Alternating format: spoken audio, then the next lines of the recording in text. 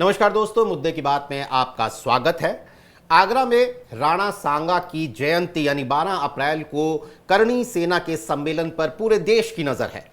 Samajwadi party के सांसद रामजी लाल सुमन के विवादित बयान के बाद क्षत्रिय संगठन पहले से उग्र प्रदर्शन कर रहे हैं, इसलिए पुलिस और प्रशासन खासे सतर्क हैं। लेकिन बड़ा सवाल क्या है, बड़ी तस्वीर क्या है इस पूरे मामले की? वो बड़ी तस्वीर ये है कि क्या ठाकुर बनाम दलित की शक्ल ले रहा यह मुद्दा 2027 के विधानसभा चुनाव की कोई जमीन तैयार कर रहा है? क्या इस मसले पर बीजेपी की चुप्पी कुछ कह रही है? और अपने सांसद के खिलाफ, अपने दलित सांसद के खिलाफ इस लड़ाई पर समाजवादी पार्टी और अखिलेश यादव की सियासी रणनीति क्या है, ये समझने के लिए हमारे साथ हैं सामाजिक और राजनीतिक कार्यकर्ता और समाजवादी पार्टी के राष्ट्रीय प्रवक्ता राजकुमार भाटी। राजकुमार भाटी जी, आपका स्वागत है। पहला सवाल मेरा यही है कि 12 तारीख को एक बड़ा प्रदर्शन होने जा रहा है। अब ये प्रदर्शन तो राजपूत संगठन कर रहे हैं, कोई बीजेपी तो इसमें है नहीं, तो फिर ये तो एक नॉन पॉलिटिकल प्रदर्शन ही माना जाएगा, या आपके मुताबिक इसके पीछे कोई मंशा है, कोई सियासी मंशा है? नहीं, नॉन पॉलिटिकल तो ये संगठन है ही नहीं। ये योगी आदित्यनाथ जी का अपना निजी संगठन है। योगी आदित्यनाथ जी ने दो संगठन ऐसे बना रखे हैं, जब उन्हें मुसलमानों को धमकाना होता है, मुसलमानों के आगे कर देते हैं, और जब उन्हें दलितों पिछड़ों को धमकाना होता है, उन्हें डराना होता है, उनके खिलाफ अपमानजनक बातें बुलवानी होती हैं, तो करनी सेना को आगे कर देते हैं। और इस करनी सेना का ये न तो राजपूत समाज का प्रतिनिधित्व करती है कि करनी सेना के विरोध का मतलब ये माना जाए कि हम राजपूत समाज के खिलाफ बोल रहे हैं। राजपूत समाज में बहुत सभ्य लोग, बहुत अच्छे लोग हैं जो इस संगठन को पसंद नहीं करते। ये गैर जिम्मेदार संगठन है और ये संविधान और कानून में कभी विश्वास करता नहीं है। आपको अगर याद हो, आपकी नजर पड़ी हो, तो जब एक वो मूवी आई थी उसकी पद्मावत, तो इन्होंने स्कूली बच्चों की बसों तक पे पथराव किया था और बसों के शीशे तोड़ दिए थे। इस तरह का संगठन है। आगजनी कर देना, किसी को धौंस पट्टी कर देना, किसी को धमका देना। अब जिस तरह की ये भाषा बोल रहे हैं, क्या लोकतंत्र में, कानून के राज में वो किसी को भी सहन करनी चाहिए कि रामजी लाल सुमन की जीभ काटने के लाने वाले को इतना इनाम देंगे, गर्दन काट के लाने वाले को इतना इनाम देंगे, और जो सुमन साहब के घर पे जिस तरह पथराव किया, गाड़ियां तोड़ी, भद्दे भद्दे नारे लगाए, गालियां दी, और सरकार मौन बैठी है। और मैं आपको एक और अंदर की बात बता दूं, लोकल मीडिया वालों को सबको पता है कि पुलिस ने 14 लोगों को हिरासत में लिया था उस दिन मौके से, जो शांति भंग कर रहे थे। योगी जी खुद आगरा में मौजूद थे, फोन करके उन्हें छुड़वा दिया। उनके खिलाफ कोई कार्रवाई नहीं हुई। एक निर्वाचित सांसद के घर पर तोड़फोड़ की जाए और एक भी आदमी जेल ना जाए, ये बिना सरकार के संरक्षण के हो सकता है क्या? तो सरकार और योगी आदित्यनाथ इन आपराधिक व्यक्तित्व के लोगों को बढ़ावा दे रहे हैं, संरक्षण दे रहे हैं, और दलितों और पिछड़ों को डरा के रखना चाहते हैं। इस उत्तर प्रदेश में ये चाहते हैं कि पीडीए के लोग डरे हुए रहें, इनके सामने मुंह ना खोलें। आप सीधा आरोप लगा रहे हैं, जो कि अखिलेश यादव भी ये कहते रहे हैं कि अगर कोई घटना होती है तो उसके लिए मुख्यमंत्री योगी आदित्यनाथ जिम्मेदार होंगे। एक बात और कि विरोध रामजी लाल सुमन के बयान से शुरू हुआ, लेकिन लखनऊ के एक प्रदर्शन के दौरान हमने देखा कि किस तरीके से रामजी लाल सुमन के खिलाफ तो नारे लगे ही, अखिलेश यादव को भी के लिए भी बेहद आपत्तिजनक शब्द, बल्कि गाली गलौज का इस्तेमाल किया गया। इस पर आपकी पार्टी क्या सोचती है? नहीं, आप रामजी लाल सुमन की बात तो छोड़ दें। रामजी लाल सुमन तो हमारे सांसद हैं, शानदार नेता हैं, पार्टी के जिम्मेदार नेता हैं, सीनियर नेता हैं। अगर पीडीए समुदाय का कोई जेब कतरा भी गिरफ्तार होता है कहीं, या कोई छेड़छाड़ की घटना में किसी का नाम आ जाए, चैन झपट के भागने में नाम आ जाए, तो भी ये लोग अखिलेश यादव जी को जिम्मेदार ठहराते हैं। तो भी तुरंत अखिलेश यादव जी, आप सोशल मीडिया पे देखिए, ये अखिलेश यादव जी को गाली देने लगेंगे। जैसे अखिलेश यादव इन सब लोगों को, जो अपराधी हैं, उनको अखिलेश यादव ही संरक्षण दे रहे हैं, या वो कोई गिरोह चला रहे हैं। जबकि अखिलेश यादव से शानदार नेता। मुझे तो नहीं लगता कि उत्तर प्रदेश में कोई दूसरा है जो एक अपशब्द किसी के प्रति नहीं बोलते, कभी कड़वी भाषा नहीं बोलते, कभी किसी का अपमान नहीं करते। अखिलेश यादव के खिलाफ कोई 323 का तक का मुकदमा नहीं है, कोई गाली गलौज का, मारपीट का। हमारे योगी जी के खिलाफ तो 14 मुकदमे थे। 14 मुकदमे में हत्या का प्रयास, आगजनी, दंगा कराना, शांति भंग, सरकारी संपत्ति को नुकसान पहुंचाना, तमाम तरह के मुकदमे थे। तो योगी जी तो हो गए साफ सुथरे, वो तो संत हो गए। और जिन अखिलेश यादव ने आज तक किसी को गाली नहीं दी, किसी को थप्पड़ नहीं मारा, वो अखिलेश यादव अपराधियों के सरदार हो गए। तो ये चल रहा है प्रयास, जो ये दुष्प्रचार में तो माहिर होते ही हैं। गोएबल्स के शिष्य हैं ये, गोएबल्स से शिक्षा इन्होंने ली है कि झूठ को बार बार बोलो तो वो सच जैसा लगने लगता है। तो ये तो कहीं कोई पिछड़े समाज का, दलित समाज का, मुस्लिम समुदाय का, गरीब आदमी कहीं कोई किसी भी मामले में पकड़ा जाए, और चाहे वो अपराधी हो, क्योंकि किसी अपराधी का पक्ष लेना हमारा काम नहीं है, हम नहीं चाहते, लेकिन उसका नाम हमसे जोड़ेंगे कि ये सब अखिलेश यादव की टीम है। और अखिलेश यादव तो उनपे भी रामजी लाल सुमन जी के मामले में भी वही हो रहा है, अखिलेश यादव जी को गाली दे रहे हैं, अखिलेश यादव जी के खिलाफ प्रदर्शन कर रहे हैं। नहीं तो पलट के ये सकता है, तो क्या इसी रणनीति के तहत आप इन राजपूत संगठनों का नाम योगी आदित्यनाथ से जोड़ रहे हैं? ये आपका, आपकी भी वही रणनीति है? नहीं, मैंने तो उदाहरण दिया नहीं, बता, या तो इसका योगी जी जवाब दे दें कि जो 14 आदमी पुलिस ने हिरासत में लिए थे और थाने में रखे शाम तक, वो शाम को क्यों छुड़वा दिए गए? जिन लोगों ने एक निर्वाचित सांसद के घर पे हमला किया, और जो लोग ये कह रहे हैं कि जीभ काट के लाने वालों को इनाम दिया जाएगा, उन्हें योगी जी क्यों अवॉइड कर रहे हैं? उस पर संज्ञान क्यों नहीं लिया जा रहा? उन्हें अब तक वो जेल में होने चाहिए थे। क्या ऐसा समाज, ऐसा देश हम चाहते हैं कि अराजकता हो जाएगी? ये तो किसी की बात हमें पसंद नहीं है तो हम उसकी जीभ काटने पे इनाम घोषित कर देंगे, गर्दन काटने पे इनाम घोषित कर देंगे, और सरकार चुप बैठी रहेगी? तो ये तो साफ जाहिर है कि ये। और एक घटना दादरी में हुई थी, मैं आपको बता दूं, मैं इसलिए कह रहा हूं ये, मैं नाम जोड़ नहीं रहा, इसके प्रमाण है। दादरी में गुर्जर समाज के लोगों ने सम्राट मीर भोज की प्रतिमा लगाई अपनी जमीन पर, अपने पैसे से। गलती उनसे ये हो गई कि उनमें कुछ लोग बीजेपी से जुड़े हुए थे, उन्होंने अनावरण के लिए योगी आदित्यनाथ को बुला लिया। तो करणी सेना ने ज्ञापन दिया कि सम्राट मीर भोज तो राजपूत थे, ये गुर्जर क्यों लिख रहे हैं उस पे?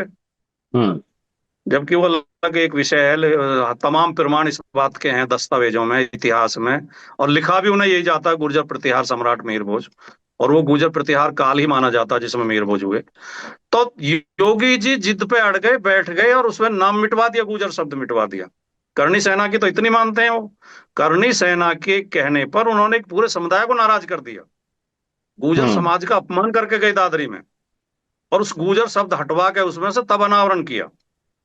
तो ये तो स्वयं सिद्ध है, और इसके ढेरों पुख्ता प्रमाण है कि करणी सेना योगी आदित्यनाथ का अपना संगठन है, उन्हीं की बिरादरी का संगठन है, उनकी जाति का संगठन है, और उन्हीं की जाति के लोग इसमें जुड़े हुए हैं। और वो तमाम लोग बीजेपी से, अब जैसे वो सूरजपाल अम्मू हैं, वो बीजेपी के सदस्य हैं, बाकायदा बीजेपी के प्रवक्ता भी हैं वो, और वही करणी सेना के अध्यक्ष भी हैं।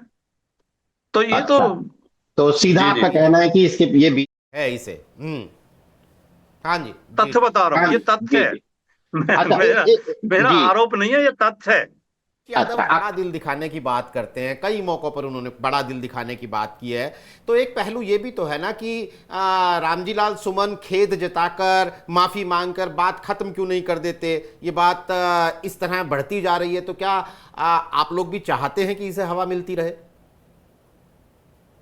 नहीं, मैं बिल्कुल आपकी बात से सहमत हूं, और शायद इसी तरह निबट भी जाता। पहली बात तो रामजी लाल सुमन ने कोई बहुत अपमानजनक या बहुत आपत्तिजनक बात कही नहीं। उन्होंने केवल इतना कहा कि भाई उन्होंने, ये तो इतिहास के तथ्य है कि राणा सांगा ने बाबर को आमंत्रित किया था, ये तो बाबरनामा में भी लिखा हुआ है। लेकिन अगर इसे शालीनता से निपटाया जाता, ये कहा जाता भाई आपने गलत बोल दिया, इसे आप वापस लीजिए, तो वो कह देते, बोल देते। और अखिलेश जी भी अखिलेश जी ने कहा भी था 2 दिन बाद कि हम राणा सांगा का सम्मान करते हैं, राणा सांगा का अपमान करने का हमारा कोई इरादा नहीं था। और मैं आपको एक बात और बता दूं कि जब ये संसद के अंदर बोला था, राज्यसभा में जब ये बोला था इन्होंने, रामजी लाल सुमन जी ने, उसके बाद अमित शाह समेत 8 सांसद बोले थे बीजेपी के, एनडीए के, 6 बीजेपी के और 2 सहयोगी संगठनों के। 8 सांसद बोले थे, 2 घंटे बोले थे। 2 घंटे में किसी ने एक बार आपत्ति नहीं की हम्म। कि रामजी लाल सुमन ने गलत बोल दिया है। ये तो बाद में इन्होंने इशू बनाया अगले दिन, और इन्हें लगा कि इसमें जो है इन्हें धमका लेंगे, हम डरा लेंगे समाजवादी पार्टी के लोगों को, और या पीडीए के लोगों को अपमानित करेंगे। और जब रामजी लाल सुमन जी के घर पे हमला हो गया, तो उसके बाद हमारा पीछे हटने का कोई औचित्य बनता नहीं। इन्होंने इस लायक छोड़ा नहीं कि हम उसमें कहें। अब अगर हम ये कहते हैं तो उसमें माना जाएगा कि हम इन लोगों से डर गए। तो अब तो हम अपने स्वाभिमान के लिए अपनी बात पे कायम रहेंगे। नहीं तो आप बिल्कुल ठीक कह रहे हो, मैं इस बात से सहमत हूं, तो इसे सुलझाया जा सकता था मसले को। लेकिन इनका हम्म। इरादा सुलझाने का नहीं था, इनका इरादा तूल देने का था। अखिलेश यादव ने एक बात और कही थी फौरन बाद घटना के, कि हमले के बाद, कि ये दलित सांसद हैं हमारे, इसलिए इनके ऊपर हमला हुआ। लेकिन जब दलित पॉलिटिक्स की बात आती है तो मायावती का चेहरा भी सामने उभरता है, और मायावती लगातार ये कह रही हैं कि समाजवादी पार्टी का रवैया तो जातिवादी और बहुजन विरोधी रहा है, अब वोट हासिल करने के लिए ये छल और छलावे की राजनीति कर रही हैं। तो आपको नहीं लगता कि पीडीए की इस मुहिम में मायावती जो है एक तरह से दीवार बनकर आपके सामने खड़ी हो सकती हैं? नहीं, देखिए, मायावती जी की अलग पार्टी है, हमारी अलग पार्टी है, और सब पार्टी अपना अपना काम करती हैं।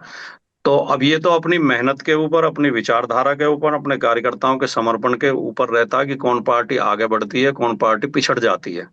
तो हम तो ये नहीं मानते कि वो दीवार बन पाएंगी। अब मायावती जी लगभग अप्रासंगिक हो चुकी हैं उत्तर प्रदेश की राजनीति में। और जो आपने कहा कि वो भी दलित समुदाय से आती हैं, और पीडीए की बात जो आई, देखिए, हमारा संविधान 4 वर्गों में भारतीयों को बांटता है। जो मतलब अनुसूचित जाति, अनुसूचित जनजाति, अन्य पिछड़ा वर्ग और सामान्य वर्ग। तो इसमें सामान्य वर्ग के और बाकी तीनों के मुद्दे अलग अलग हैं। वो ये तीनों वर्ग आरक्षण चाहते हैं, इनको जाति जनगणना चाहिए, इन्हें आरक्षण कमजोर किया जा रहा है, उसके प्रति इनकी नाराजगी है। और सामान्य वर्ग के मुद्दे दूसरी तरह के होते हैं। तो जब हम बात करते हैं सामाजिक न्याय की, तो उसमें अनुसूचित जाति, अनुसूचित जनजाति और पिछड़ा वर्ग, तमाम पीडीए वर्ग आ जाता है। इसलिए अखिलेश जी ने एक ऐसा नाम दे दिया कि अब हमें अलग अलग कहने की जरूरत ही नहीं है। जब हम पीडीए कहते हैं तो उसमें तमाम शोषित वंचित लोग आ जाते हैं, जिनके हक मारे गए हैं, जिन्हें सहारे की जरूरत है, जिन्हें मदद की जरूरत है बराबरी में लाने के लिए, मुख्य धारा में लाने के लिए। तो ये तो अब कोई विषय नहीं है कि वो भी दलित हैं और ये भी दलित हैं और वो ओबीसी हैं, या वो ये है। कौन किसकी लड़ाई लड़ रहा है, महत्वपूर्ण ये है। अखिलेश यादव जी और समाजवादी पार्टी पीडीए की लड़ाई मजबूती के साथ लड़ रहे हैं, और उनके हक की आवाज मजबूती के साथ उठा रहे हैं, और इनमें एकजुटता का प्रयास कर रहे हैं। जो जो नुकसान चाहते हैं वो इनमें मतभिन्नता पैदा करने के प्रयास कर रहे हैं, इनमें डिवीजन का प्रयास कर रहे हैं। एकजुटता में भी अगर थोड़ा जूम आउट करके देखते हैं तो एक बांटने की प्रवृत्ति तो दिखती है ना। योगी 80-20 की बात करते हैं, अखिलेश 90-10 की बात करते हैं। तो योगी अगर उनका अपना एक फॉर्मूला है, वो 80-20 की बात कर रहे हैं, अखिलेश 90-10 की बात कर रहे हैं, तो एकजुटता में भी एक बांटने की टेंडेंसी तो दिखती है ना। नहीं, इसमें भी अंतर है, भारी अंतर है। अगर आप गंभीरता से इसकी रिसर्च करेंगे और इसे समझेंगे, योगी जी जब 20-80 की बात करते हैं तो वो 20 से नफरत करते हैं। वो 20 को सबक सिखाना चाहते हैं, वो 20 के प्रति अपमानजनक भाषा बोलते हैं। उस 20 में से वो किसी को टिकट नहीं देते हैं, किसी को मंत्री नहीं बनाते हैं, किसी को बराबर में नहीं बैठाते, किसी को हक नहीं देते हैं। अखिलेश जी जब बात करते हैं पीडीए की, तो हम सामान्य वर्ग के लोगों से नफरत नहीं करते हैं, हम सामान्य वर्ग को अपमानित नहीं करते हैं। हमारी पार्टी सामान्य वर्ग को भी बराबर साथ लेके चलती है। जैसे कि उत्तर प्रदेश में अब नेता विरोधी दल हमारे माता प्रसाद पांडे हैं। तो हम नफरत नहीं करते। हम ये मानते हैं कि हमें सबको हाथ पकड़ के चलना है, देश को मजबूत करना है। हम पीडीए की बात केवल इसलिए करते हैं कि जिनके साथ अन्याय हुआ है सदियों से, सामाजिक कारणों से, जो शिक्षा में, संसाधनों में पिछड़ गए हैं, सत्ता में पीछे रह गए हैं, उन्हें हाथ का सहारा देकर बराबर में लाना है। हमारी नीयत ये नहीं है कि इनसे बदला लेना है या इन्हें नीचा दिखाना है। उनके पूरे मान सम्मान के साथ, प्रेम के साथ, सद्भाव के साथ, भाईचारे के साथ हमें सबको साथ लेकर आगे बढ़ना। ये फर्क हमारी और योगी जी की नीति में है। योगी जी 20% को सबक सिखाना चाहते हैं और बार बार सबक सिखाने की बात करते हैं। हम जो 10% का सम्मान करते हैं, उन्हें साथ लेके चलना चाहते हैं। बिल्कुल। हम्म। चलिए थोड़ा और बड़ी तस्वीर देखते हैं कि पिछले कुछ महीनों में हमने देखा कि नवंबर से संभल में एक विवाद शुरू हुआ और उसके बाद संभल एक सिंबल बन गया हिंदू मुस्लिम पॉलिटिक्स का। फिर ये जुम्मे पर होली आई, फिर उसके बाद ये वो भी निकल गया। उसके बाद वक्फ कानून को लेकर एक बड़ी बहस हमने देखी। कुल मिलाकर ये एक हिंदू मुस्लिम पॉलिटिक्स का एक नैरेटिव जो हमारे सामने रहा। देश में वक्फ को लेकर पूरी चर्चा रही, यूपी में संभल को लेकर पूरी चर्चा रही, जो एक तस्वीर देता है कि 2027 का जो रास्ता है वो इन्हीं पगडंडियों से होकर गुजरेगा। कम से कम बीजेपी की ये रणनीति है। आपको लगता है कि इसके बीच में पीडीए 2027 तक अपनी धार बनाकर रख पाएगा? अगर आपको ऐसा लगता है तो उसकी क्या वजह है? नहीं, एक तो मैं ये स्पष्ट कर दूं कि जो संभल का मामला है, संभल एक कृत्रिम समस्या है। संभल में पैदा की गई है समस्या, कोई जेन्युइन समस्या है नहीं। स्वाभाविक या प्राकृतिक रूप से कोई समस्या नहीं है। संभल में भारतीय जनता पार्टी और उत्तर प्रदेश सरकार ने कोशिश की है कि वहाँ तनाव हो, और तरह तरह से जिस तरह के सीओ ने आपत्तिजनक बयान दिए और बाकी चीजें हुई हैं, तो मैं इसे हिंदू मुसलमान नहीं मानता। जो ये तरह तरह के प्रयोग भी भारतीय जनता पार्टी करती रहती है ध्रुवीकरण के लिए, कि कहीं रामनवमी का जुलूस मस्जिद के सामने रोक कर नारे लगवा दिए, गंदे गंदे नारे, तेल लगा लो डाबर का, नाम मिटा दो बाबर का, या झंडे उतरवा दिए, कहीं मजार पे झंडे लगा दिए अपने भगवे, या किसी मुसलमान के घर पे झंडा लगा दिया। ओके, तो मैं इसे हिंदू मुसलमान का मामला नहीं मानता। मैं इसे मुसलमानों के ऊपर बीजेपी, विश्व हिंदू परिषद, बजरंग दल और आरएसएस का हमला मानता हूँ। ये बीजेपी आरएसएस बजरंग दल के कार्यकर्ता होते हैं। आम हिंदू ऐसा कभी नहीं करता। आम हिंदू और आम मुसलमान कभी लड़ना नहीं चाहते। ना आम मुसलमान हिंदुओं के खिलाफ बोलता है, ना आम हिंदू मुसलमान के खिलाफ बोलता है। ये जो झंडा फहराने वाले और दंगा करने वाले और गंदे नारे लगाने वाले लोग हैं, ये बीजेपी आरएसएस विश्व हिंदू परिषद बजरंग दल के कार्यकर्ता हैं। इसके लिए पूरे हिंदू समाज को जिम्मेदार नहीं ठहराया जा सकता। और मुस्लिम समाज भी इस बात को मानता है कि हिंदू तो प्रेम और भाईचारे में विश्वास रखता है, सहिष्णु समुदाय है और उदार समुदाय है। हिंदू इस तरह के कट्टर होते ही नहीं है कि दूसरे वर्ग के लोगों को अपमानित करें। ये इनके राजनीतिक कार्यकर्ता हैं जो करते हैं। और अब धीरे धीरे हिंदू समाज के लोग भी इनको समझ रहे हैं, इनका बहिष्कार कर रहे हैं, और लगभग इनकी पोल खुल चुकी है कि ये अपने राजनीतिक स्वार्थ के लिए दंगा कराना चाहते हैं, हिंदू मुसलमान को लड़ाना चाहते हैं। तो अब हिंदू भी इनके बहकावे में आने वाला नहीं है। हिंदू भी अब पीडीए के नेतृत्व में ही एकजुट हो रहा है, अखिलेश यादव जी के साथ ही इकट्ठा हो रहा है।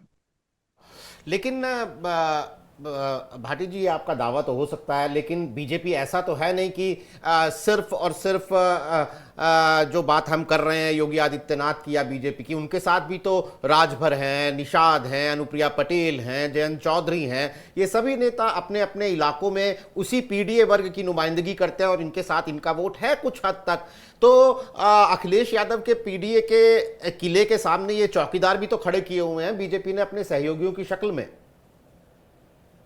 अब तक थे क्यों थे? इसका कारण ये है कि भारतीय जनता पार्टी ने लगातार कई वर्षों तक ये प्रचार किया, दुष्प्रचार किया, प्रचार नहीं बल्कि दुष्प्रचार कहेंगे, कि ओबीसी का सारा हक यादव खा जाते हैं और एससी का सारा हक जाटव खा जाते हैं।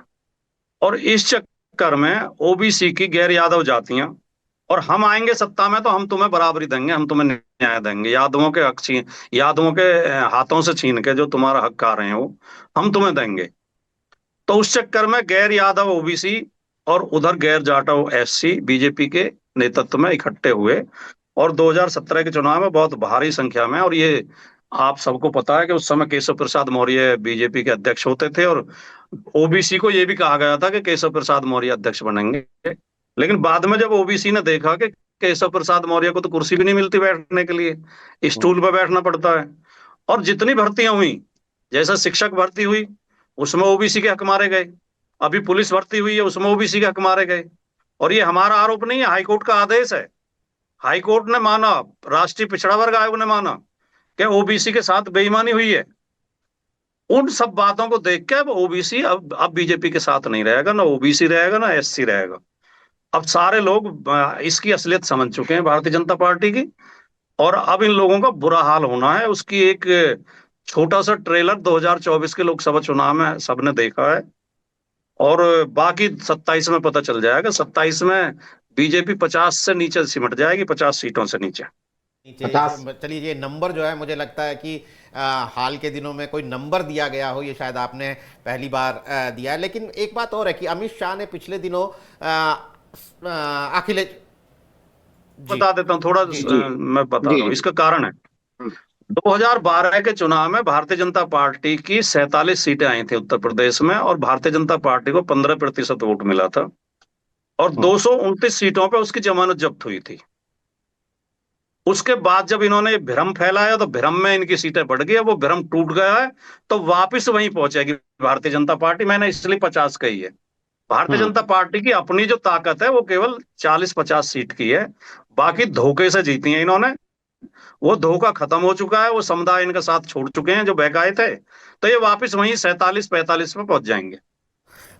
चलिए, आप हालांकि जो बात कह रहे हैं मेरा सवाल उसी से जुड़ा हुआ है, लेकिन फिर भी मैं अपने सवाल को अपने शब्दों में एक बार दोबारा रखता हूं कि पिछले दिनों अमित शाह ने ये साफ कर दिया, अखिलेश यादव ने जब पूछा तो उन्होंने संसद में ये साफ कर दिया कि योगी ही चेहरा होंगे, योगी रिपीट करेंगे, यानी सरकार बनी और चुनाव जो है वो उन्हीं के चेहरे पर लड़ा जाएगा। अगर हम पिछले लोकसभा चुनाव के बाद के उपचुनावों का रेफरेंस लें तो ब्रांड योगी एक मुश्किल चुनौती है अखिलेश यादव के लिए, या जो ठाकुर योगी है वो पीडीए को और आसान कर देगा अखिलेश यादव के लिए?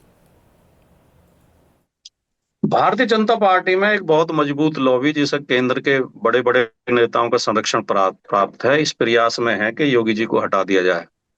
लेकिन हम तो ईश्वर से रोज प्रार्थना ये करते हैं कि 2027 तक योगी जी को बनाए रखें। योगी जी से आसान हमारे लिए कोई मुकाबला नहीं होगा।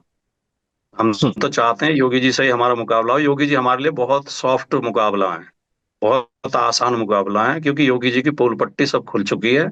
योगी जी जिस तरह के घोर जातिवादी हैं, योगी जी जिस तरह का पाखंड करते हैं, योगी जी जिस तरह की असभ्य भाषा बोलते हैं, और जिस तरह विपक्ष के नेताओं को धमकाते हैं, उन्हें सबक सिखाने की बात करते हैं, और जिस तरह योगी जी का प्रशासन फेल हुआ है, पुलिस में जो रिश्वत की आंधाधुंध बढ़ी है, और जो पुलिस रोजाना जातियां कर रही है, और जो सब पूरी तरह आप ये जहां हाथ डालते हैं वहीं घोटाले खुल रहे हैं। चाहे अयोध्या हो, चाहे ये इन्वेस्ट वाला मामला हो, यूपी इन्वेस्ट, चाहे हम्म। वो कुंभ का मेला हो, चाहे कोई भी मसले हो, जो योगी जी पूरी तरह फेल हो चुके हैं। और योगी जी बने रहे 27 तक तो हमें ज्यादा आसानी होगी चुनाव जीतने में। और फिर कोई और भी आएगा तो फिर उससे भी हमें तो कोई दिक्कत नहीं है।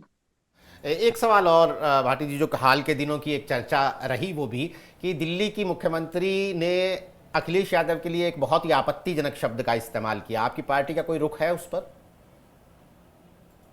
नहीं, मेरे ख्याल से तो देखो, हमें बोलने की जरूरत नहीं पड़नी चाहिए। आपको खुद ही ये तो, क्योंकि आप पत्रकार हैं, विद्वान हैं, आप अपने विवेक का प्रयोग करके सोचिए मैंने कि कहा क्या आपत्तिजनक राजनीति शब्द, में, मैंने सभ्य खुद। लोकतंत्र में क्या इस हम्म। तरह की भाषा जायज है? हम्म। ये तो सबको सोचना चाहिए। क्योंकि अब शब्द बोलने में कोई पैसे तो लगते नहीं है, मैं भी बोल सकता हूँ किसी के लिए। लेकिन क्या ये ऐसे लोगों को राजनीति में रहना चाहिए जो इस तरह के शब्द बोलते हैं? क्या ये औचित्यपूर्ण है? और भारतीय जनता पार्टी को सोचना नहीं चाहिए कि ऐसे लोगों को क्यों आगे बढ़ाया जाए जिनकी भाषा इतनी खराब है?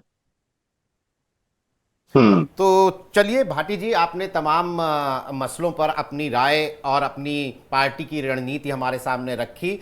लेकिन अगर हम हालिया चुनावों पर नज़र डालते हैं, तो चाहे वो उत्तर प्रदेश के उपचुनाव हो या फिर अलग अलग राज्यों के विधानसभा चुनाव, तो वहाँ बीजेपी की स्थिति मजबूत नज़र आती है। लेकिन एक दिलचस्प बात, नहीं, जोड़ना 24 के चाहेंगे? चुनाव के नहीं, बाद, आपने 24 के कैसे कह चुनाव के दिया कि बाद। हालिया 24 के चुनाव? चुनाव के बाद, तो फिर 24 के चुनाव के बाद, लास्ट चुनाव 24 तो के चुनाव 24 में का तो उन्होंने लोकसभा कहा होगा। कि आपने उनका हाथ रोक दिया बाउंस था। बैक कर लिया, लेकिन एक बाउंस बैक कर लिया आगे के नतीजों में। लेकिन एक दिलचस्प बात राजकुमार भाटी आपने जो कही है, बड़ी महत्वपूर्ण बात है कि समाजवादी पार्टी चाहती है कि योगी आदित्यनाथ बने रहें 2027 तक, क्योंकि वो उन्हें अपना एक सॉफ्ट चैलेंजर मानती हैं। योगी आदित्यनाथ की अगुवाई में अगर बीजेपी लड़ती है तो समाजवादी पार्टी को लगता है कि उनकी जो चुनौती और लड़ाई है वो और आसान हो जाएगी। लेकिन आने वाले दिनों में, क्योंकि अभी लगभग 2 साल बाकी हैं, आप अपनी बात, अपने मुद्दे लोगों तक किस हद तक पहुंचा पाते हैं और अपने पीडीए की इस धार को कितना मजबूत रख पाते हैं, इस पर राजकुमार भाटी हमारी नजर रहेगी और लगातार हम हर दिन इन परिस्थितियों का आकलन करते रहेंगे। आपको भी दोबारा आमंत्रित करेंगे। आज आप हमारे साथ हमारे इस कार्यक्रम में जुड़े, आपका बहुत बहुत शुक्रिया। तमाम दर्शकों का आभार। नमस्कार।